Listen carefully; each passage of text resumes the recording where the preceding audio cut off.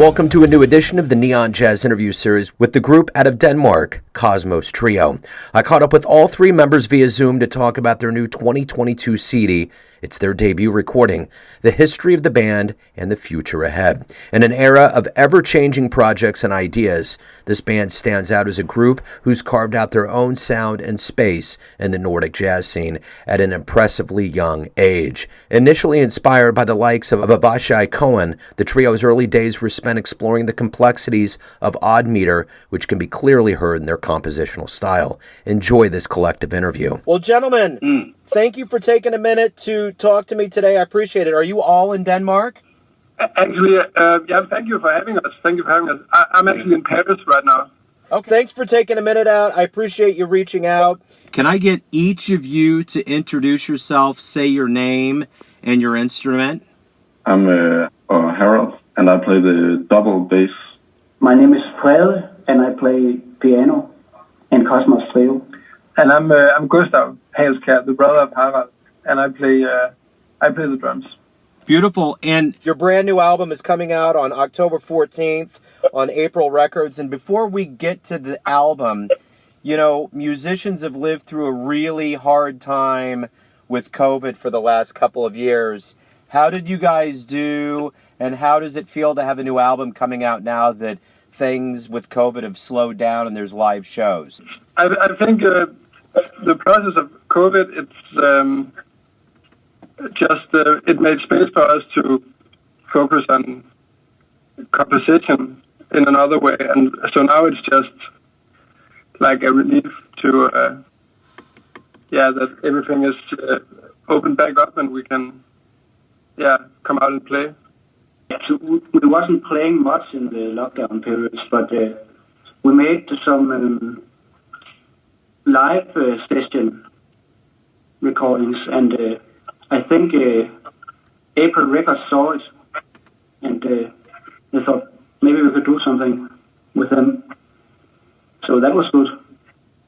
Yeah, so in that way it kind of made a way for us to get in contact with April Records, because they saw the live session we made because of COVID. So this brand new album, how do you exactly say it? What's the proper way to say the album name? Brev til en ven. Okay, so it was a 5-year labor of love. How relieving is it to have this album out for everybody? I mean, it's coming out, but how does it feel to be at that point where the world's going to be able to listen to this? I think it's great. It's like the what would you say? Like the culmination of us playing together for quite a while, and also like some of the songs from the album is really old and some are new. So it's like also a representation of us as a band through the last years. So it's I think I'm really excited about getting it out there and just establishing ourselves as a group in this way. I don't know what your other guys are thinking. Yeah, okay, maybe you could turn on the camera, because it's very difficult to read who's going to say something. Yeah, of course. Yeah. I think it will open up new opportunities to come out and play concerts. Because we have something to promote with. That's the best thing about it. Yeah. Yeah, and that was kind of my question at the top. I think that is the best thing about bands right now that are releasing material, is that you can finally go out and perform. You have new material. So I guess that's more of what I was getting at, is how refreshing it is to be able to kind of return to that life that we didn't have for a few years. Yeah, definitely. So you all formed back in 2017. How did you guys come together? How did this band begin? Gustav and I met each other in a project called Playground. led by the bass player Bo Steve from Denmark, a very old guy. Every year he makes a young group of musicians, and he's touring with them with his own music. And he's electing new people every year. Me and Gustav met each other there. Yeah, so it was a project where we toured in Denmark and Finland and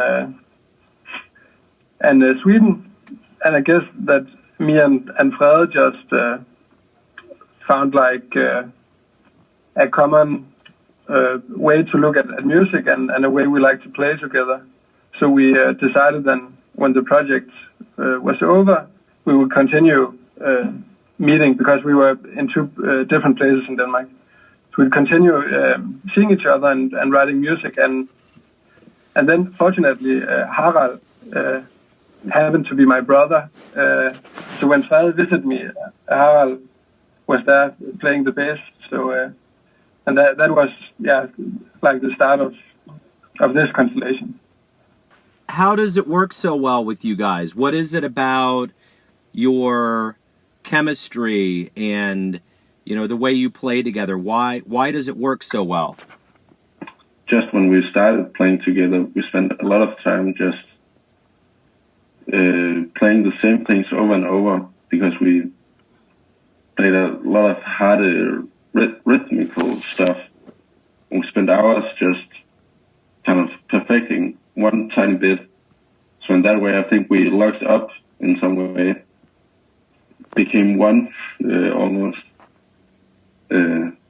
Well, I like to think of it that way.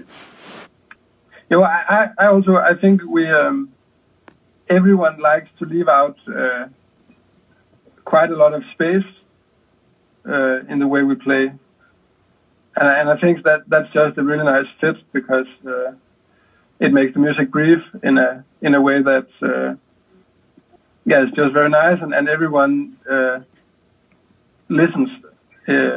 Everyone listens intensely. So in that way, I think we have just a very common way of looking at the compositions we have written. So, and also we enjoy to practice together, and that's a very important thing. We can practice a lot, and as Harald said, playing the same thing over and over, and not really getting tired, but just getting closer to each other and enjoying it. So one thing that stands out with you on the Nordic jazz scene is your age, and I'm curious, you could have picked any music to go after in your life. Why is it that you picked jazz? What is it about jazz music that made you say, that's what I want to do? Okay, we turn it around. We make some music and people call it jazz. We like the music that we play. Of course, we're also inspired by other jazz musicians. I haven't selected jazz. I think it's also just the word jazz also just indicates that there is a lot of freedom present in the music, for me at least. And I think that's what also resonates with us, that we have a lot of freedom, and the same composition can sound different one day, and then the other day it's something new, because the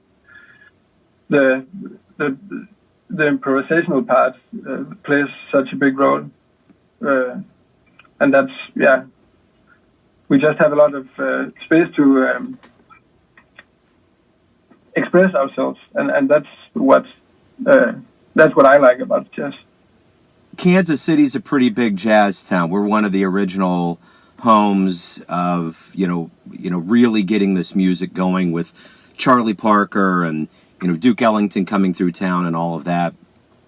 If you guys were to come to town to play a show and you had to explain your sound to get people to come to see you, how would you explain your sound?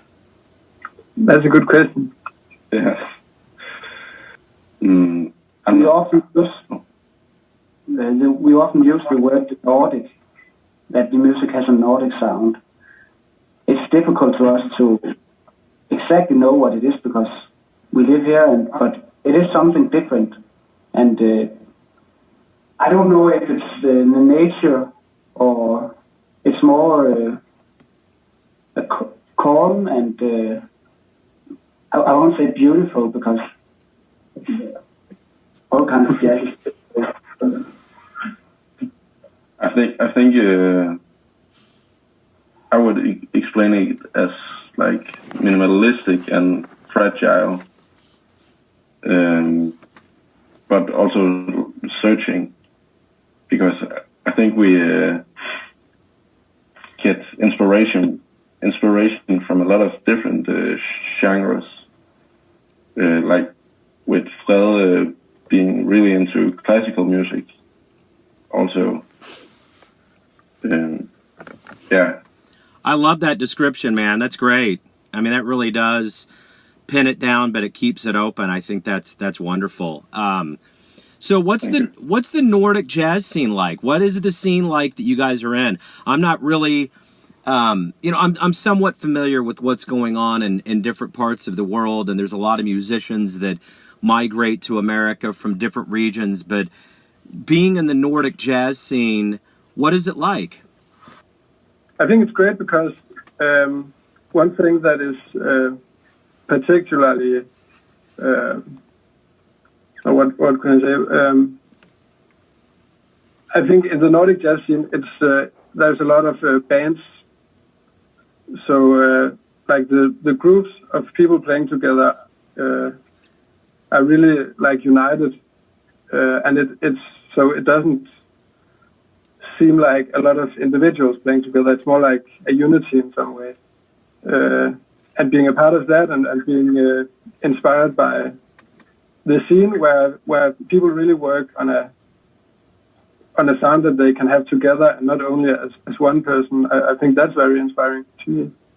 Yeah, in the young musicians, the young jazz musicians in Denmark have bands and are not single persons or trios or quartets. It's not very, you don't say like that. Often it's band with a name and a style that they have together. I don't know if that's normal in Kansas. It kind of runs the gamut.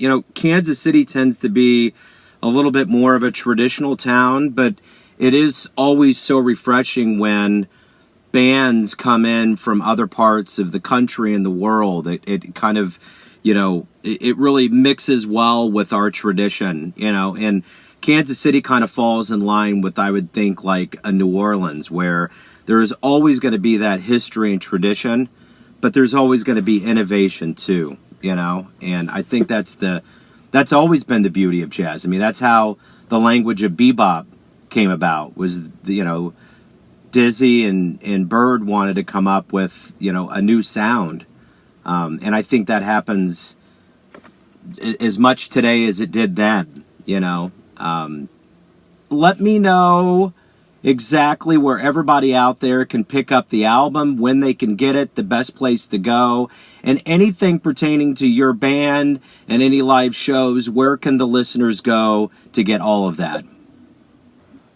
The album is out October 14th, and it's going to be on every streaming platform, and it's purchasable through Bandcamp and I guess April Records also.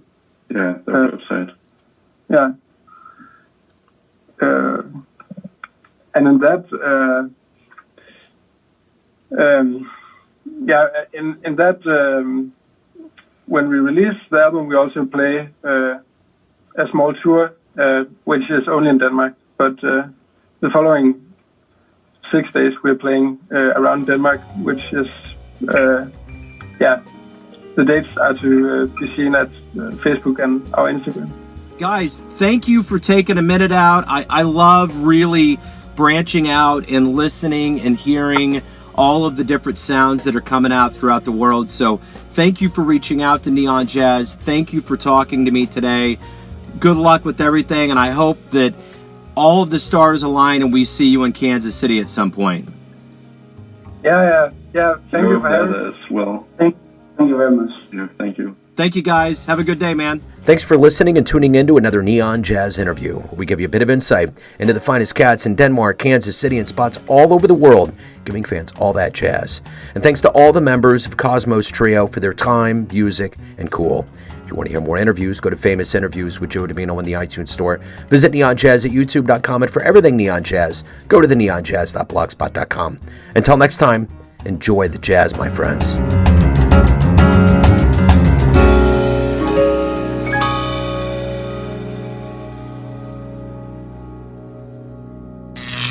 Neon Jazz.